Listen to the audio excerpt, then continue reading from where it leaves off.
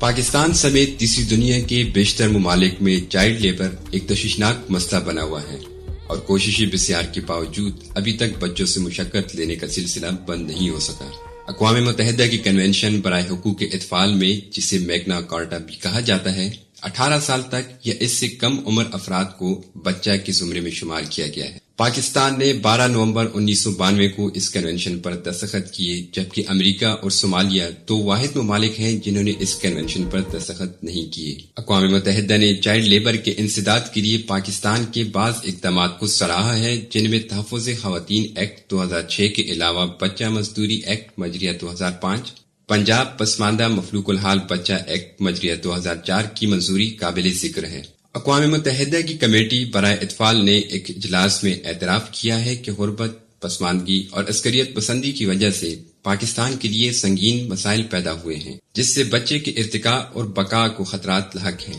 اس کے علاوہ بڑے پیمانے پر بے گھر ہونے والی آبادی اور ریاست کی طرف سے نقل مکانی کرنے والے کو سنبھالنے میں مشکلات حائل ہیں، جو اقوام متحدہ میں کنونشن میں لائے گئے بچوں کے حقوق پر مکمل عمل درآمد کی راہ میں مشکلات کا سبب ہیں۔ جب بھی کسی بھی ملک میں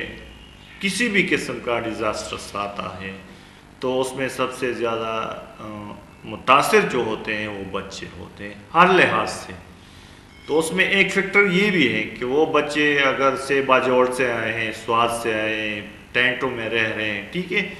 یا سے وہ واپس بھی چلے گئے، تو آیا یہ ایک سوال ہے کہ ان کو وہی فیسیلیٹیز، وہی سکول موجود ہیں وہاں پہ؟ باجوڑ میں آپ جائیں، وہاں جو سکولز تباہ ہوئے ہیں،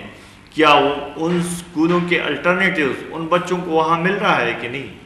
سکول تو نہیں ہے، فار ایگزامپل وہ ان کے ڈسٹرائر ہو چکے ہیں، تاہے ان کو ٹینٹ سکول دیے گئے ہیں یا کوئی اور۔ تو اگر سے ہم وہاں جائیں اور وہ نہیں ہے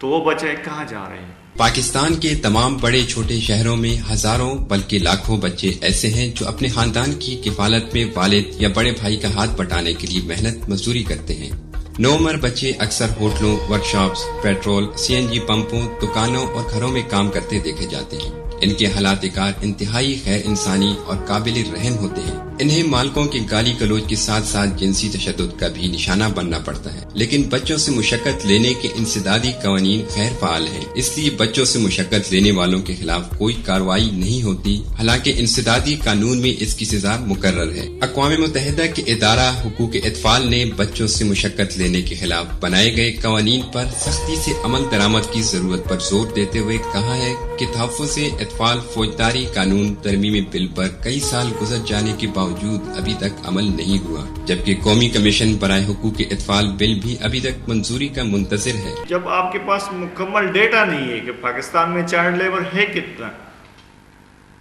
تو اس لاس پہ آپ کس طرح آگے جا سکتے ہیں؟ کہ آپ کے پاس ڈیٹا نہیں ہے، آپ کے پاس ڈیٹا آ جائے گا، اسی ڈیٹا کو بیس بنا کے آپ اس پہ پلاننگ کریں گے کہ کس طرح اس لاس کو دیکھتے ہوئے چائلڈ لیبر کو کم کیا جائے یا ختم کیا جائے۔ جہاں تک اقوام متحدہ کے کنونشن اور دیگر اقدامات کا تعلق ہے، اس سے ہٹ کر اصل حقائق کی طرف آئیں تو پاکستان اور دیگر پسماندہ ملکوں میں چائلڈ لیبر پر پابندیاں اس لیے مؤثر ثابت نہیں ہو سکیں کہ یہاں غربت بہت زیادہ ہے اور ایک فرد یا کنبے کا سربراہ محض اپنی روزمرہ محنت مزدوری سے حاصل ہونے والی کمائی سے اپنا گھر نہیں چلا سکتا۔ ہمارے پاس پر پیسے نہیں ہے، میں غریب ہوں،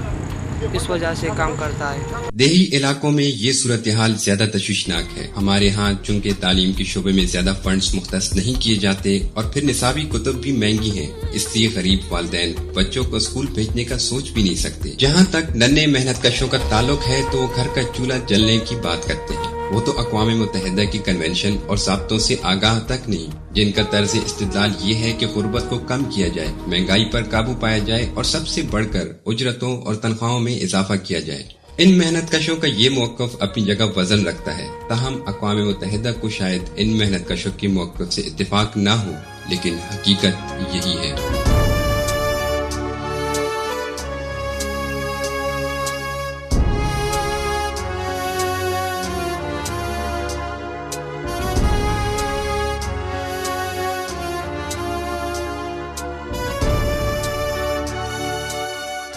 اقوام متحدہ نے 18 سال تک کی عمر کے فرد کو بچہ کہا ہے، لیکن ہمارے خیال میں اس عمر کا فرد محنت مزدوری کرتا ہے تو اس میں کوئی حرج نہیں، البتہ 7 سے 12 سال تک کی عمر کے بچے سے مشقت لینے پر ضرور پابندی ہونی چاہیے۔ ترقی پذیر ممالک اقوام متحدہ کی کنونشن پر عمل درآمد کو یقینی بنائیں تو وہ اقوام متحدہ سے اس ملک میں معقول مالی تعاون فراہم کرنے کا مطالبہ کرنے کے حقدار ہوں گے۔